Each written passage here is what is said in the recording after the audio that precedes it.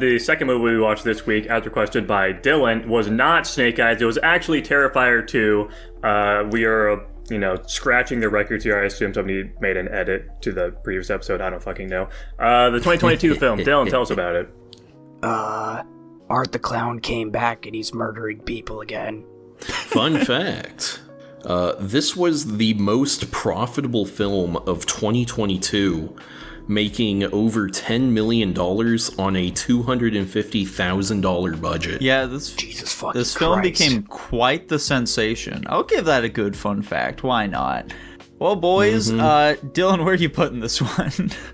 Dude, great question. Hold on. I gave it a flat D. Whoa! My biggest problem with the original Terrifier was that it had zero story, and this film rectified that by having a fucking story, which was able to bump it up in my book. Still didn't like it though, still a D for this one. I'm joining Dylan there. I am at a D+. Huh. And Tanner's the retard here, because I'm also at a D. What is this guy, stupid? How does he think this movie's a D+? Insanity! Well, the big thing Yeah, I'm wondering here, one-tier Tanner, retard. you like this film less than the first one? I think this film is a downgrade in virtually every way from the first one. Are you a fool? The only thing I think this one does better is the gore, which isn't even something I particularly care about. This movie has a good head explosion. That was my favorite part. If that's what something you don't particularly care about, why'd you like the first one to begin with? Because that's all it had going for it. I just thought it was more fun and concise. The biggest downgrade for this one, in my opinion, is so fucking boring. Literally nothing happens for the first hour and a half. I don't think it's until the last 45 minutes where I actually start getting into it a bit. I'm the opposite. I thought the last 45 minutes to half an hour was boring as rocks.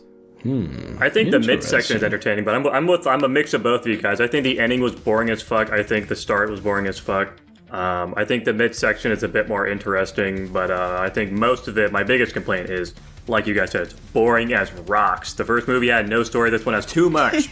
Exactly, yeah. The story is so whatever. A big issue with it, too, is it adds far too many questions than the answers that it gives, because it answers basically nothing about anything going on, and it just keeps keeping more shit onto it, and the runtime is just so fucking long. There are not enough moving pieces or intrigue to this story here to warrant an over 2-hour film. Yeah, it's insane that they did that. My other positives, the little girl is creepy. Yeah.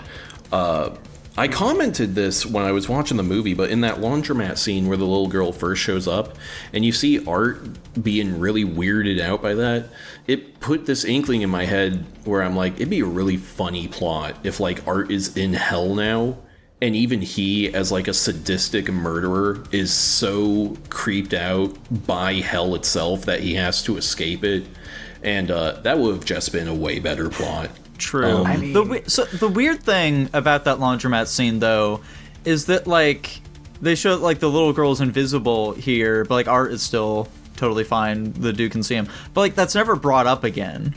It's everyone can just see the little girl. Yeah, I don't know. I assume it's a thing where she can reveal herself to people or some shit. I don't know. My other positives are. Like I mentioned with the previous one, I like guns in horror movies. I think they're funny, and I think they are very funny in this movie, too. I like both uses of the guns, even though they're quite different uses.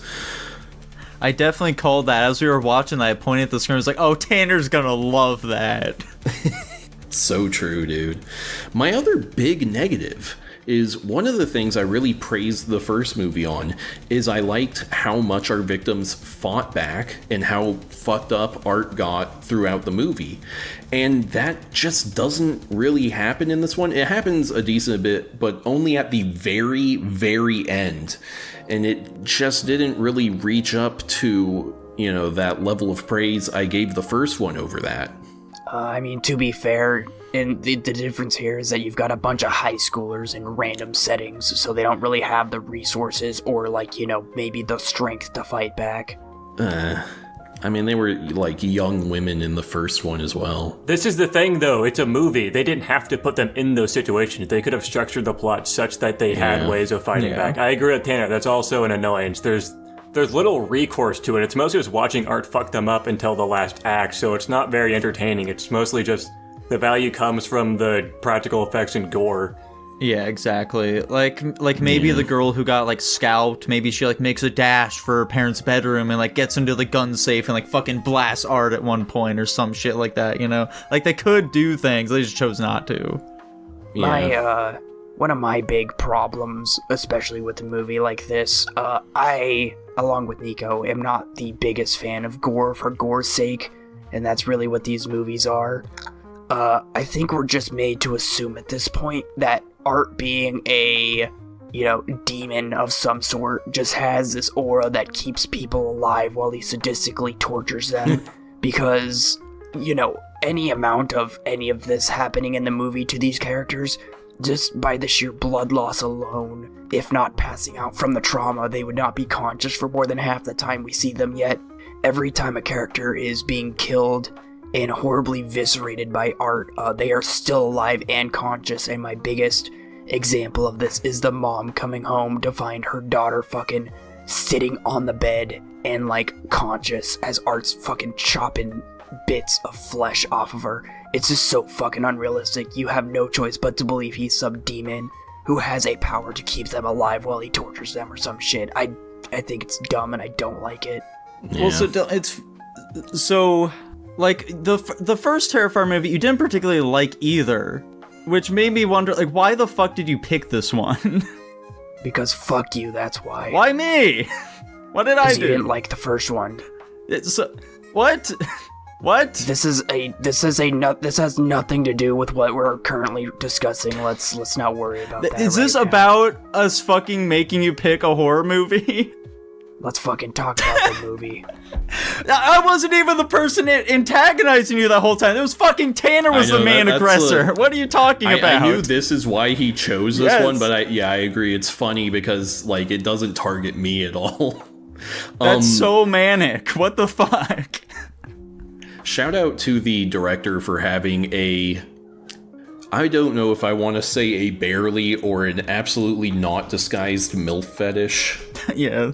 There are so many random MILFs all throughout this film for no fucking reason. Even the fucking high schoolers. Like, Jax and I were just cracking up the entire time because our main girl is supposed to be in fucking high school and she does not look it at all. No. No, just like a full-grown woman. It's so funny. And I'm gonna be honest, it was genuinely distracting to me. Like, I mentioned this when we were watching the movie, and, like, the final act is like, this is a high schooler. And they keep doing these close-ups of was very clearly not a fucking high schooler, and it was just immersion breaking. Not that I was particularly immersed in general, but yeah, so funny. Yeah. The gore, though, I don't like gore in movies either. I'm not crazy about it. I like watching my gore be actual real shit, like people being eaten alive by a pack of wild dogs or jumping off a building or something. You know, this movie gore really just doesn't do it for me. I will say the practical effects are very solid. I'll give it that. You know, it looks fucking horrifying, especially the scene where he's just dismembering the friend, I guess, for a lack of a better word, was the first time I've gotten, like, genuinely, like, nauseous and queasy since Slow Torture Puke Chamber. That scene's fucked up and very hard to watch. So, you know, that part where he, like, grabs her hand, like, you know, by two of her fingers with each hand and then rips her fucking arm down the middle. Oh my god. I'm very uncomfortable with de-gloving, and he does a lot of that in this movie. But yeah, the effects of it, of course, are fantastic, but I don't like it, and it makes me very uncomfortable. Exactly. Yeah, the effects work is great. But, like, genuinely, if you enjoy the viscera on display here, there is something wrong with you mentally. Like, I'm not calling to censor or ban this film or anything. That is purely just me making an observation about your character, the same way I would if you were into, like, scat play or something, okay? You are sick in the head, which is just something you have to accept. I would hope that most people that are into this level of viscera would probably agree with that sentiment. I don't even think so, because I see a lot of the people defending this film will be like, oh, come on, it's just a movie. Come on, guy, it's fine. Don't worry about it. This says nothing about me who enjoys fucking jacking off to this shit. It's just far too excessive, okay? It's just too much. I'm sorry, it's too much. True. All right, fellas, do we have anything else to say about Terrifier 2? No. Yeah, I don't think I do. It's fucking boring as rocks for most of it, unfortunately, so there's not a ton for me to say. Yeah, exactly. And the Carnage candy, I don't like it. It's terrible. Just awful. Also, I guess I'll say this one last thing. I get that the kids at the end were fucking traumatized. Why the fuck would they let the little girl walk off with the dude's head? Don't worry about it. Yeah, of course. I guess I think I so. said something else during the movie and you had the same comment. Oh yeah, it was the fucking being alive while being gored part. Yeah. Never mind, you're right. Hand wave. I'm sticking out my D. Yeah, me too. Yeah. I'll stick with my D+. And unsurprisingly, it lands at a flat D. How exciting. Yay.